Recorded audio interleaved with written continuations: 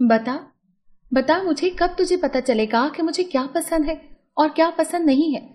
अब्बा अपने कमरे में अम्मा को जालिमों की तरह मार रहा था। मैं और मुझसे मेरी दो छोटी बहनें कमरे के बाहर खड़ी सुन रही थी।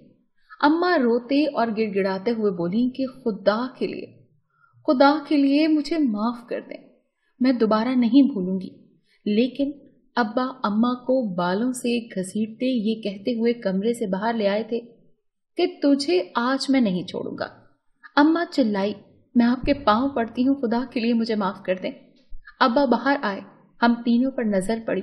दो छोटी बहनें अब्बा को देखते ही भागकर साथ वाले कमरे में चली गईं। मैं आंखें फाड़े अपनी मां की बेबसी देख रही थी।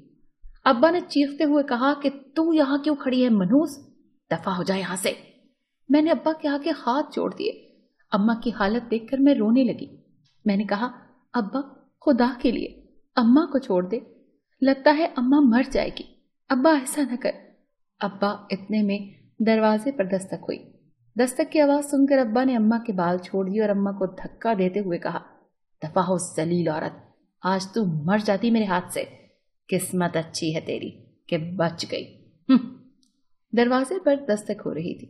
ये कहकर अब्बा ने अपनी कमीज पहनी और बाहर चले गए। अम्मा की हालत बहुत बुरी थी। अम्मा वहीं फर्श पर सिसकियां लेती गिर गई। दोनों बहनें भी कमरे से निकलकर मां के पास आ गईं। छोटी बहनें भी अम्मा की हालत देखकर रोने लगी थी। छोटी बहन 7 साल की थी। वो मां के सीने पर सर रखकर लेट गई। मैं जल्दी से मां के लिए पानी लेकर आई। मां को सहारा देकर उठाया, पानी पिलाया। मां की आंखों से आंसुओं का आबशार बह रहा था। हम 3 बहनें थीं। अब्बा को बेटे की बड़ी ख्वाहिश थी, लेकिन हमारे बाद अल्लाह ने अब्बा को औलाद ही न दी। मेरी उम्र 13 साल की थी। मुझसे छोटी 2 बहनें थीं, एक 10 साल की छोटी और 7 साल की। जिंदगी इतनी डरावनी भी हो सकती है, जो देखता कानों को हाथ लगाता। मोहल्ले की औरतें माँ के पास आती, माँ को तसल्लियां देती, सब्र की तलकीन करती और चली जाती।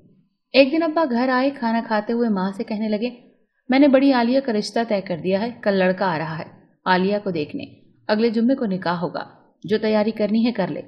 ये सुनकर माँ हक्का बक्का रह गई। बोली, अभी तो आलिया सिर्फ 13 साल की है। अब्बा ने गिलास नीचे जमीन पर फेंकते हुए कहा, तो क्या बेटी मुझसे पूछकर पैदा की थी? 3 बेटियां, एक बेटा ना दे सकी मुझे जो मेरा बाजू बनता। और इस गुर्बत में जहेज के बगैर कौन ब्याहने आएगा तेरी बेटियों को? शुक्र कर जो दामाद मिल रहा है, पूरे 2 लाख दे रहा है और जहेज भी नहीं मांग रहा। इस घर से रुखसत होते ही बेटी बाप को कोई फायदा दे रही है तो इस पर भी तुझे तकलीफ हो रही है? हाँ? माँ कुछ न बोली, खामोश हो गई। अगले दिन लड़का और उसकी माँ मुझे देखने के लिए आ गए। लड़का था या अंकल, मैं कहाँ 13 साल की और कहाँ वो 40 साल के करीब था। माँ को तो उसकी उम्र ज्यादा होने पर भी कुछ कहने का हक नहीं था। मेहमान चले गए, अब्बा भी घर पर नहीं थे। माँ मुझे लेकर हमारे पड़ोस में रुकैया खाला की तरफ भागी। रुकैया खाला के पैरों को पकड़कर रोते हुए कहने लगी कि खाला रुकैया, खुदा के लिए मेरी बेटी को बचा ले, इसका बाप इसकी शादी 40 साल की उम्र के आदमी से कर रहा है। कहाँ मेरी नाजुक कली और कहाँ वो सांड जैसा मर्द। लेकिन रुकैया खाला बोली, चुप कर जा आमना, तेरा मियाँ किसी की सुनता हो तो मैं उससे बात करूँ ना। मोहल्ले में किसी के साथ बनाकर रखी है उसने, मैं उससे बात करूंगी, मेरी भी बेइज्जती करेगा और उल्टा इस बात का बहाना बनाकर तुझे अलग मारेगा। माँ ने कहा, खाला मेरे नसीब में तो मार खाना लिखा हुआ है, तो मैं खा लूंगी, लेकिन मेरी बेटी को बचा ले। लेकिन खाला रुकैया ने किसी भी तरह की मदद से मुआजरत कर ली। माँ रोती हुई मायूसी की हालत में घर लौट आई। अगले जुम्मे को मेरा सादगी से निकाह हुआ। शादी को चंद दिन न गुजरे के शौहर ने अपनी औकात दिखानी शुरू कर दी। मैं कमरे की सफाई में मसरूफ थी। मेरी सास ने कहा कि आलिया, मैं बाजार जा रही हूँ, 2-3 घंटे तो लग ही जाएंगे। इतने में मेरे शौहर खुले दरवाजे से घर के अंदर दाखिल हुए। मेरे शौहर नशे की हालत में एक जवान लड़की के कांधे पर हाथ रखे उसे घर में लेकर आ रहे थे। मैं कमरे के दरवाजे पर खड़ी ये नजारा देख रही थी। मेरा शौहर कमरे के करीब आए और बोले, चल बाहर निकल। मैं डरकर कमरे से बाहर निकल आई। मेरे शौहर उस औरत के साथ कमरे के अंदर चले गए। मेरे दिमाग की घंटियां बजने लगी। मेरा शौहर किस कदर गलीज शख्स था। ये कहानी यहां न रुकी। मेरा शौहर भी बात बात पर मुझे मारने पीटने लगा और इन पैसों का ताना देने लगा जो उसने मेरे बाप को दिए थे। मेरे बाप ने मुझे नहीं बेचा था, अपनी गैरत भी बेच दी थी। हाँ, लेकिन मेरे बाप के पास गैरत थी ही कहाँ। मजबूर औरत को बालों से पकड़कर घसीटने वाले मर्द नहीं, नामर्द होते हैं। मेरी शादी को 2 साल हो गए थे। इन 2 सालों में मैंने अपने शौहर की अय्याशी की वो दास्तानें देखी कि मैं खुद शर्म से पानी पानी हो जाती। लेकिन मेरा शौहर तो मेरे बाप से भी बड़ा बेगैरत था। उन्हीं दिनों मेरे शौहर के एक भांजे ने हमारे घर आना शुरू कर दिया। दिखने में तो बड़ा माकूल लगता था, मेरी भी बड़ी इज्जत करता था। एक दिन मैं बावर्ची खाने में चाय बना रही थी क्योंकि मेरे शौहर का भांजा आया हुआ था। वो बावर्ची खाने में आया, बिस्किट का एक पैकेट मुझसे पकड़ाते हुए बोला कि ये बिस्किट भी चाय के साथ ले आए। इतने में मेरे शौहर आ गए। उससे मेरे करीब खड़ा देखकर न जाने उन्हें क्या हुआ, कहने लगे, तुम यहाँ क्या कर रहे हो? उनका भांजा बोला, मैं तो यूं ही आया था। मेरे शौहर ने उसी वक्त अपने भांजे को गर्दन से पकड़कर बाहर की तरफ खींचा और बोले, तुम आजकल कुछ ज्यादा ही आने जाने नहीं लग गए? भांजा बोला, मामू ये आप क्या कर रहे हैं? मेरे शौहर बोले, तू मेरी बीवी के इर्द गिर्द घूमता क्यों रहता है? शोर सुनकर मेरी सास दौड़ी चली आई और बोली, क्या हुआ, ये कैसा हंगामा है? मेरे शौहर ने मेरी कलाई पकड़कर मरोड़ी, बता तेरा इसके साथ कब से चक्कर चल रहा है? मैंने कहा, यह आप मुझ पर इल्जाम लगा रहे हैं। सास बोली, छोड़ दे बहू को, ये तू क्या कर रहा है? मेरे शौहर का भांजा ये कहते हुए आगे बढ़ा, मामू बस करें। उसी वक्त मेरे शौहर ने अपने भांजे को एक थप्पड़ खींच कर मारा और उनका भांजा ये कहते हुए चला गया, मामू इसका बदला लूंगा, जरूर लूंगा। बस फिर क्या था, उस दिन मेरा शौहर जो खुद एक शराबी था, उसने मुझ पर इस गुनाह के लिए तशद्दुद किया जो मैंने किया ही नहीं था। मुझे जानवरों की तरह मारने के बाद मेरा शौहर बाहर निकल गया। मैं सारी रात रोती रही। जिस्म का कोई हिस्सा ऐसा न था जहां चोट का निशान न हो।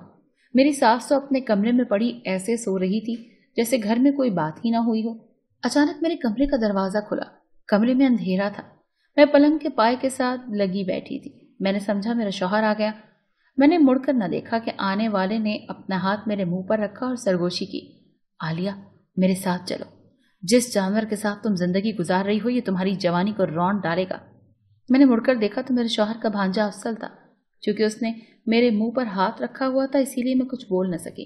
वो दोबारा बोला, आलिया तुम्हारा गलीज शौहर कहबा खाने के नशे में धुत पड़ा है, मौका है, आज मेरे साथ चलो।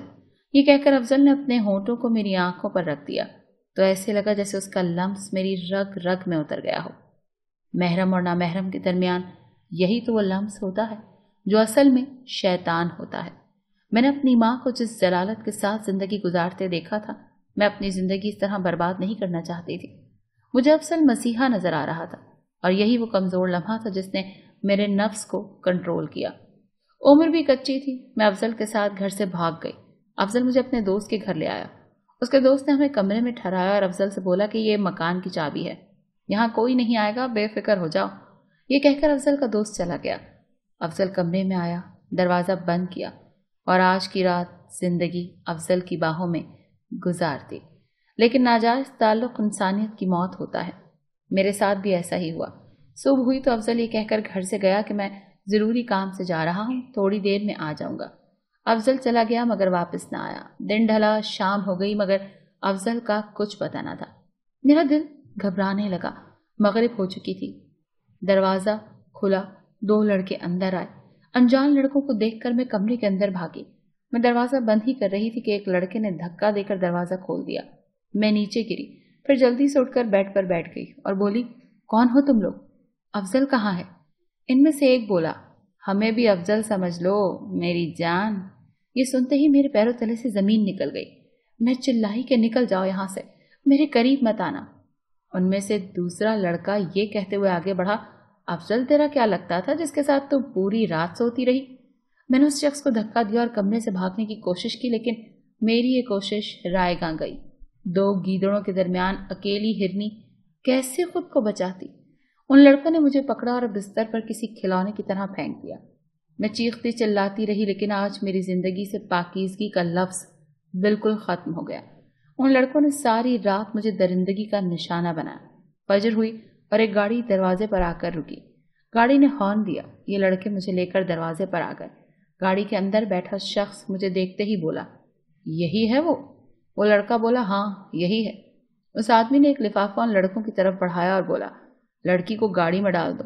لڑکوں نے گاڑی میں مجھے بٹھا دیا۔ گاڑی میں پہلے سے ہی 2 مرد بیٹھے ہوئے تھے۔ اب تو میری حالت ایک مردے جیسی ہو چکی تھی۔ مجھے کچھ بھی محسوس نہیں ہو رہا تھا۔ نہ جانے اب میں کس دلدل میں جا رہی تھی، نہ جانے اب میں نے کس کی حوث کی پیاس بجھانی تھی، نہیں معلوم۔ تقریباً 2 گھنٹے کے سفر کے بعد گاڑی ایک بہت ہی خوبصورت بنگلے کے باہر رکی۔ دونوں مردوں نے مجھے گاڑی سے نکالا اور بنگلے کے اندر لے گئے۔ بنگلے کے ڈرائنگ روم میں 2 عورتیں بیٹھی ہوئی تھیں اور 2 مرد بیٹھے ہوئے تھے۔ مجھے ان عورتوں کے سامنے کھڑا کیا گیا۔ مجھے لانے والا شخص بولا بیگم جان غور سے دیکھیں، یہ لڑکی آپ کے بنگلے کی رونق بنے گی۔ ایک عورت جو خوبصورت اور باریک ساڑی میں ملبوس تھی، اس کی باریک ساڑی سے چھن چھن کر کے جھلکتا ہوا جسم اس کے آنے والے گاہکوں کی رال ٹپکانے کے لیے کافی تھا۔ کھڑی ہوئی اس نے میرے جسم پر اوپر سے لے کر نیچے تک ایک بھرپور نظر ڈالی اور بولی شاباش بہادر، میں ہمیشہ سے ہی اس بات کی معترف رہی ہوں کہ نگینہ چننے میں تمہارا کوئی ثانی نہیں۔ وہ ہنستے ہوئے بولا بیگم جان آپ نہ ہوتی تو ہمارے دل کو ٹھنڈک کون پہنچاتا۔ بیگم جان مسکرائی اور اس نے کسی کو پکارا آصفہ اس لڑکی کو لے جا، اسے اچھی طرح سے تیار کر اور ہمارے پاس لے کر آ۔ میرے آنے والے گاہکوں کی نظریں بتا رہی تھی کہ انہیں میری دکان کا یہ نگینہ پسند آئے گا۔ وہ لڑکی جو بیگم جان کی خاص نوکرانی تھی وہ مجھے ایک کمرے میں لے گئی، مجھے نہلایا دھلایا، کالا لباس پہنایا اور دلہن کی طرح سجا کر نیچے لے آئی۔ میری زندگی کا تاریک سفر تو اسی دن شروع ہو گیا تھا جس دن میرے باپ نے ایک شرابی کے ساتھ میری شادی کر کے مجھے رخصت کیا، بلکہ میرے باپ نے مجھے رخصت کرنے کی قیمت تک وصول کی اور مجھے اس شرابی کے ہاتھوں بیچ ڈالا۔ پھر میری زندگی میں افضل آیا۔ افضل تو میرا ہاتھ پکڑ کر مجھے اس اندھے کنویں میں لے آیا جہاں سے واپسی کا کوئی راستہ ہی نہیں تھا، اور آج اس کوٹھے پر آ کر میں پیشہ ور داشتہ بن چکی تھی۔ اب روتی بھی تو کیوں، میرے پاس بچا ہی کیا تھا۔ گھر سے باہر قدم نکالا تو عزت گھر پر ہی چھوڑ آئی تھی۔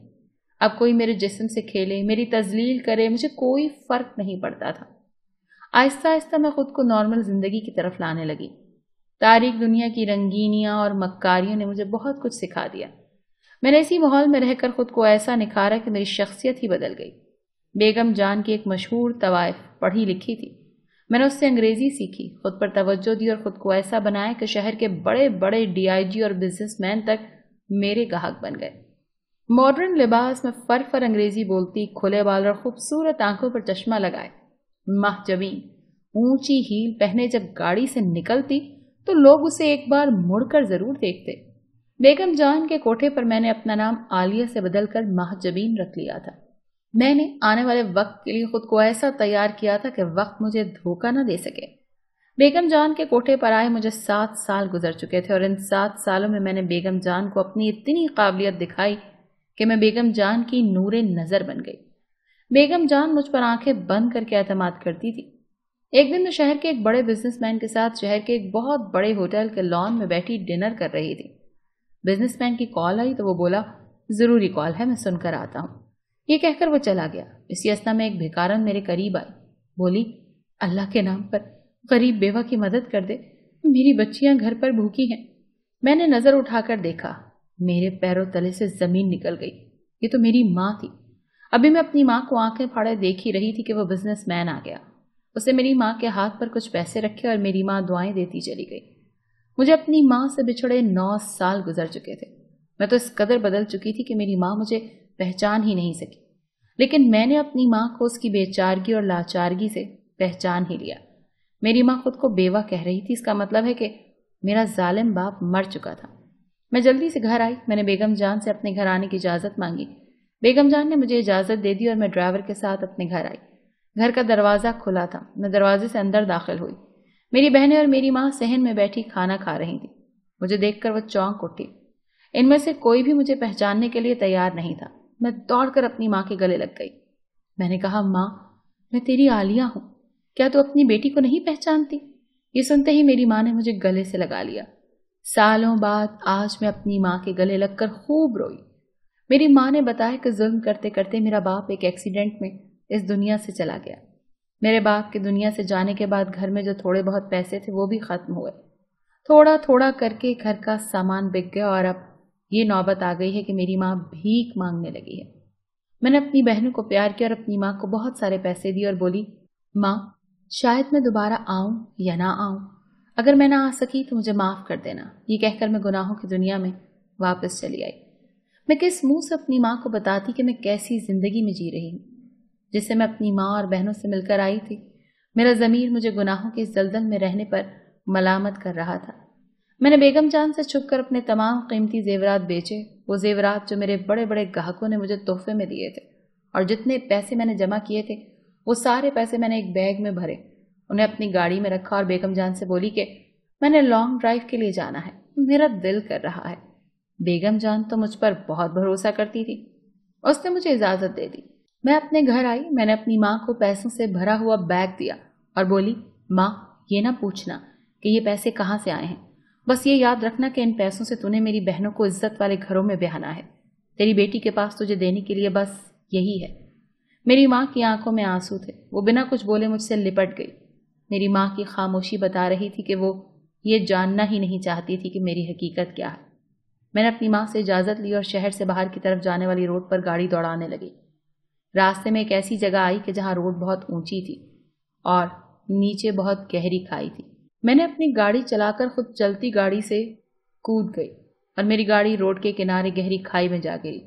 کھائی اتنی گہری تھی کہ نیچے میری گاڑی گرتے ہی گاڑی کا آئل ٹینکر پھٹا اور ایک دھماکے سے گاڑی کو آگ لگ گئی۔ میں نے ادھر ادھر دیکھا، شکر الحمدللہ روڈ سنسان تھی۔ میں تیز تیز قدموں کے ساتھ آگے بڑھنے لگی۔ کافی آگے جا کر مجھے ایک وین نظر آئی اور یوں میری زندگی کا ایک اور سفر شروع ہوا۔ میں مختلف گاڑیاں تبدیل کرتی آزاد کشمیر کے ایک چھوٹے سے گاؤں میں آ گئی اور یہاں سکونت اختیار کر لی۔ آج مجھے یہاں رہتے 5 سال گزر چکے ہیں۔ میں چھوٹے بچوں کو ٹیوشن پڑھاتی ہوں اور روکھی سوکھی کھا کر اپنی زندگی کے دن پورے کر رہی ہوں۔